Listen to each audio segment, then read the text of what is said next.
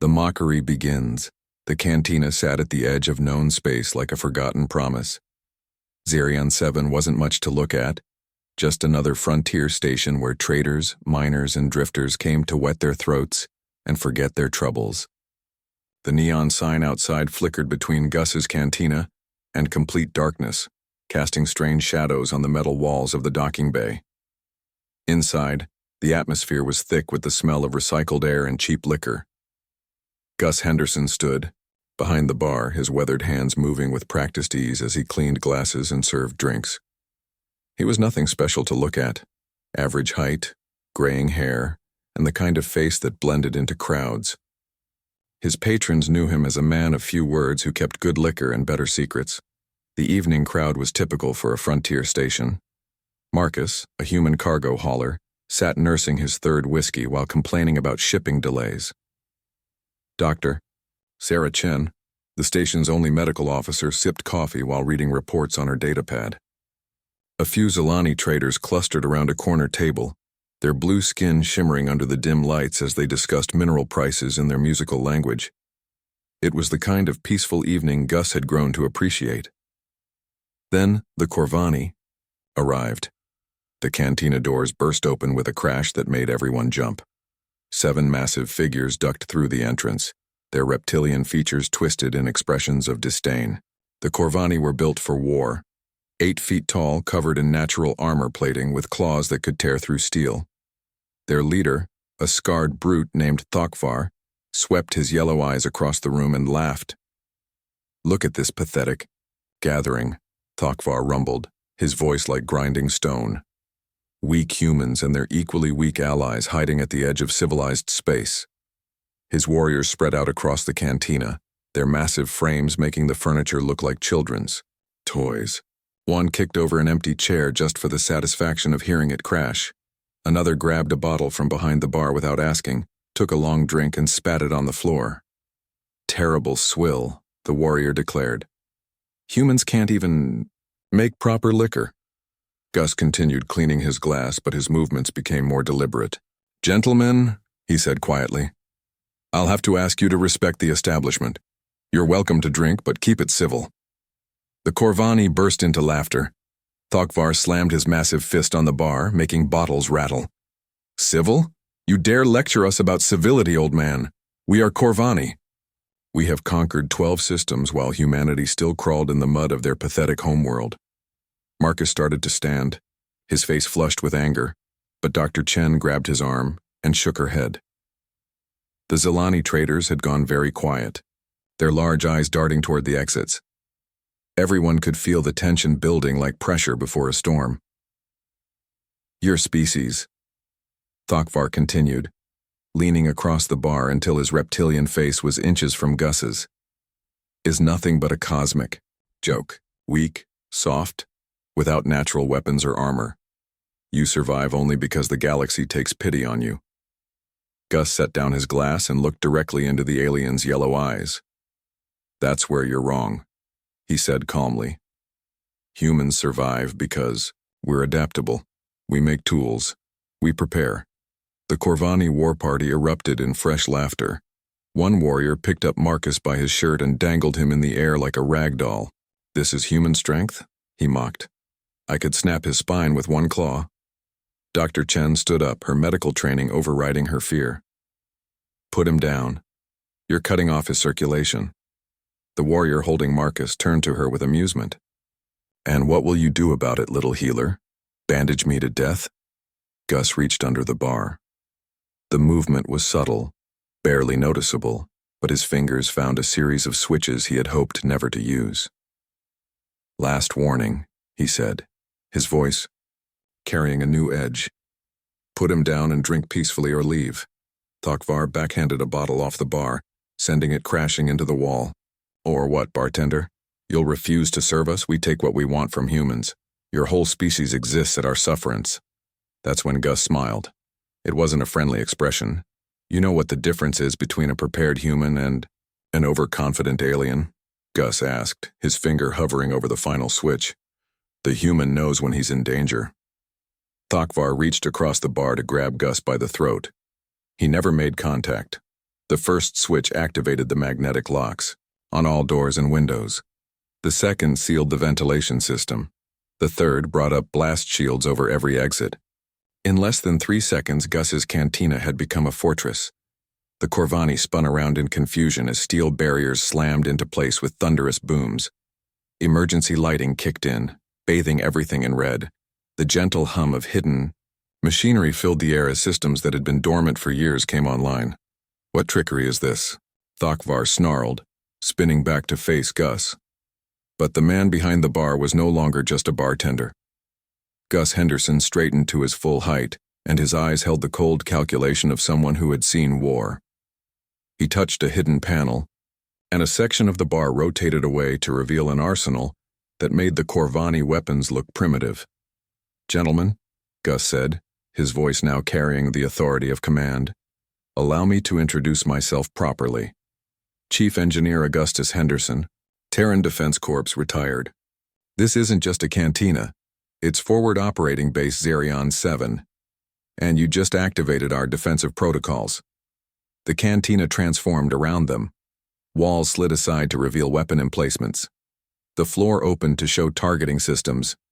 Even the bottles behind the bar were revealed to be camouflaged sensor arrays. The cozy frontier watering hole had become a military command center in seconds. Marcus dropped to the floor as the Corvani warrior holding him stared in shock. Dr. Chen helped him to a corner, where blast-resistant barriers had emerged from the walls to protect the civilians. The Zalani traders huddled together, their musical voices raised in what sounded like prayers. "Impossible," Thokvar breathed. "Humans don't have technology like this." Gus picked up his cleaning rag and calmly polished a glass while automated weapons tracked the Corvani movements. "See? That's your first mistake. You assumed we were defenseless because we looked ordinary. Your second mistake was thinking that being at the edge of space means being alone." Warning klaxons began to sound throughout the station. Through the sealed windows, they could see running lights as patrol ships launched from hidden bays. What had appeared to be a simple mining station was revealing itself as a heavily fortified military outpost. "You walked into the most secure facility in 3 sectors," Gus continued conversationally. "Every drink I've served, every conversation I've overheard, every ship that's docked here, all of it gets reported to Fleet Command. Did you really think humanity would leave its frontier undefended?" The largest Corvani warrior, still holding his stolen bottle, looked around at the weapon systems with growing fear. We didn't know." "Of course you didn't," Gus replied. "That was the point. Humans learned long ago that the best defense looks like no defense at all. We let people see what we want them to see. A tired old bartender serving drinks to miners and traders, but underneath?" He gestured to the transformed cantina. "Underneath, we're always ready." Thokvar's reptilian features twisted with rage and humiliation. "You deceived us."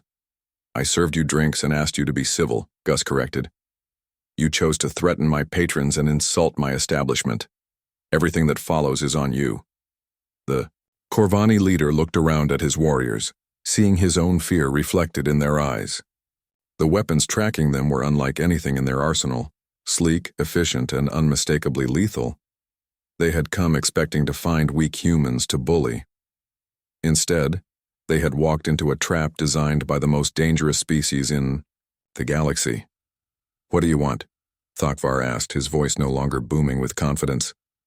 Gus set down his glass and looked each of the Corvani warriors in the eye. "I want you to remember this moment.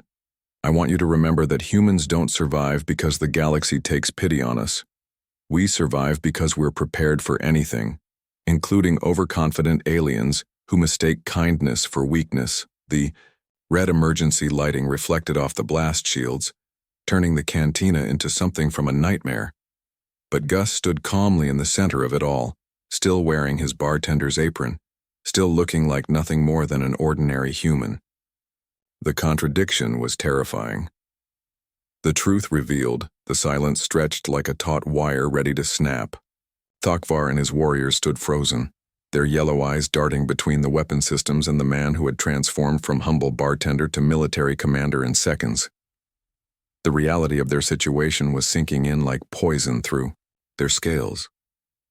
Gus walked around the bar with unhurried steps, his weathered hands clasped behind his back. Every movement was deliberate, controlled, the bearing of a soldier who had faced death and made peace with it long ago. The automated weapons tracked the Corvani, but didn't fire, waiting for orders that might never come. 27 years, Gus began, his voice carrying across the transformed cantina. That's how long I've been serving drinks on this station. 27 years of listening to stories, mediating disputes, and making sure everyone goes home safe. You know how many fights I've had to break up in all that time? The Corvani said nothing. Their earlier bravado evaporated like morning frost. 3, Gus continued. 3 real fights, and 2 of those were miners arguing over claim jumpers. The third was when a Vorthan smuggler tried to force himself on Dr. Chen. He glanced toward the medical officer, who was tending to Marcus behind the protective barriers. I put him through that wall there, just my bare hands. He stopped in front of Thokvar, looking up at the massive alien without a trace of fear.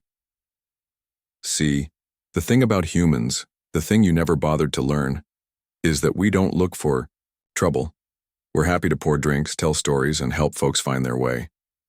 But when trouble comes looking for us, Gus smiled that cold smile again. Well, we've been preparing for trouble since we first looked up at the stars. A new sound filled the cantina, the deep thrumming of heavy ships approaching. Through the sealed windows, they could see the running lights of a full battle squadron, taking positions around the station. The Corvani warships that had brought them here were already surrounded, their weapons powered down under the threat of overwhelming firepower. Fleet Admiral Torres, Gus said, touching a communication panel. This is Fob Zerian 7. We have a situation. A woman's voice crackled through the speakers, professional but warm. Good to hear your voice, Gus. We've been monitoring. 7 Corvani warriors, no shots fired, all civilians secure? Affirmative on all counts, though our guests seem to have some misconceptions about human hospitality. Copy that. Standing by for your recommendation. Thokvar found his voice, though. It trembled with barely contained rage. You planned this. This whole station is a trap. Not a trap, Gus corrected, settling onto a stool that had risen from the floor, clearly designed for the command position. A listening post. A safe harbor. A place where travelers can rest and resupply while we keep an eye on who's moving through this sector. Most visitors never know what they're really looking at because most visitors don't threaten the bartender. One of the younger Corvani warriors, his armor still bearing the bright scales of inexperience, stepped forward. But you're just humans. Your ships, your weapons. They're inferior to ours. Everyone knows this. Dr. Chen looked up from her medical kit and laughed. Actually laughed. Inferior? You poor thing. You really don't know, do you? Marcus rubbed his throat where the warrior had grabbed him. Doc, maybe now's not the time for a xenobiology lesson. No, I think it's exactly the time, she replied, standing and walking toward the center of the room. The weapon systems tracked her movement but recognized her as a friendly. You see, young warrior, your species judges strength by size, by natural armor, by claws and teeth. Very straightforward, very honest. But humans? She gestured to Gus. Humans judge strength by results. Gus nodded approvingly. Dr. Chen makes an excellent point. You look at me and see an old man serving drinks. But I see a species that traveled from a single world to 1,000 colonies in less than 3 centuries. I see the people who ended the Zarathi War not with bigger guns but with better logistics. I see the species that made peace with the Zilani by learning their language instead of conquering their worlds. The Zilani traders chittered appreciation. From their corner, their musical voices harmonizing in what was clearly a song of respect. Every species in the galaxy has something they do better than humans, Gus continued. Corvani are stronger. Vorthons are faster. Zilani live longer. Zarathi reproduce quicker. But humans? He stood up, and despite his ordinary appearance, he seemed to fill the room. Humans adapt. Humans learn. Humans prepare. The cantina's main display screen flickered to life, showing a tactical overview of the system. Thokvar's eyes widened as he saw the true scope of human presence. Mining stations that were actually sensor arrays, cargo haulers that were armed escorts, civilian ships that carried military-grade shields and weapons. This whole sector is defended, Gus explained. Not by massive battle fleets that everyone can see coming, but by ordinary people doing ordinary jobs who happen to be extraordinarily well prepared. That cargo hauler captain who was in here last week, retired Navy commander, the mining foreman who comes in every Friday for poker, former Marine sergeant. Even Marcus here isn't just a freight pilot. Marcus straightened despite his bruised throat. Special Forces retired. I haul cargo now because I like the quiet life, but I still remember my training. The revelation hit the Corvani like a physical blow. They had walked into what they thought was a den of weakness and found themselves surrounded by hidden warriors. Every assumption they had made about human society was crumbling. This is why we don't conquer, Gus said, settling back onto his stool. This is why we build cantinas instead of fortresses, why we pour drinks instead of declaring war. Because when every bartender might be a retired engineer, every doctor might be a former intelligence officer, and every cargo pilot might be special forces, conquest becomes a very dangerous proposition. Thakvar looked around at his warriors, seeing his own shaken confidence reflected in their faces. What happens now? He asked, his voice smaller than before. Gus considered the question, his weathered hands folded on the bar. That depends on you. Admiral Torres out there has enough firepower to turn your ships into scrap metal. I have enough automated defenses to neutralize all of you without breaking a sweat, but neither of us wants that. Then what do you want? I want you to go home, Gus said simply. I want you to tell your war chiefs that humans aren't weak or defenseless. We're just selective about when we show our strength. I want you to spread the word that respect is a two-way street, and threats will be met with consequences. He gestured to the transformed cantina around them. This isn't even our real military strength, you understand. This is just what we put in a frontier bar to handle situations like this. If you want to see what human military engineering can really do, I suggest you study the Battle of Kepler Station, or the Siege of New Geneva, or any of the dozen other conflicts where people underestimated us. The youngest Corvani warrior spoke up, his voice filled with genuine curiosity rather than aggression. Why hide your strength? Why not show the galaxy what you're capable of? Dr. Chen answered before Gus could. Because fear breeds conflict, and conflict breeds suffering. We'd rather have you discover our capabilities by accident in a cantina than by design on a battlefield. Besides, Gus added with something that might have been a genuine smile, life's more interesting when people underestimate you. Makes for better stories. The communication system crackled again. Gus, we're reading decreasing tension levels in there. How are we doing? I think we're reaching an understanding, Admiral. Our guests are going to head home with a new perspective on human hospitality. Copy that. Corvani vessels, you're free to depart once you've retrieved your people. Safe travels. The blast shields began to retract, and fresh air cycled through the ventilation system. Slowly, the cantina began to transform back to its original appearance. Weapons disappeared behind false walls. Command consoles sank into the floor, and the emergency lighting gave way to the familiar warm glow of the bar. Thakvar watched the transformation with something approaching awe.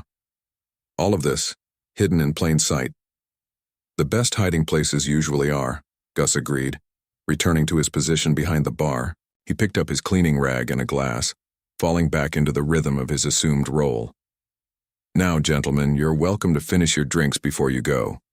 On the house, as an apology for the misunderstanding. The Corvani looked at each other uncertainly. Their leader studied Gus for a long moment, then slowly reached for the bottle his warrior had stolen earlier. He poured himself a measure of the amber liquid and raised it in something that might have been a salute. To preparation, Thakvar said. To understanding, Gus replied, raising his own glass. They drank in silence, the tension finally broken. As the Corvani prepared to leave, the youngest warrior approached the bar one last time. The stories we tell of this night, he said quietly. They will speak of honor, of warriors who learned wisdom from a bartender who taught without humiliation. Gus nodded respectfully. Safe travels, young warrior. Next time you're in the sector, you're welcome back. Just remember to keep it civil. As the Corvani filed out of the cantina, their massive frames seeming somehow diminished, the regular patrons began to emerge from their protective positions. The Zalani resumed their musical conversation. Marcus ordered another whiskey to steady his nerves, and Dr. Chen returned to her reports as if nothing had happened.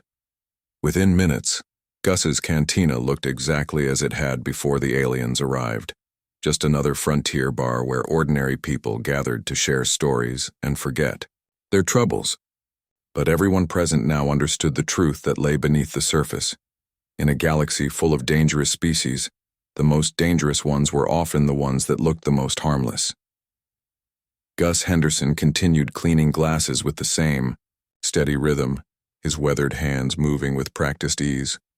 To any new arrival, he would appear to be nothing more than a quiet bartender, serving drinks at the edge of known space, and that was exactly the way he liked it. After all, the best defense always looks like no defense at all.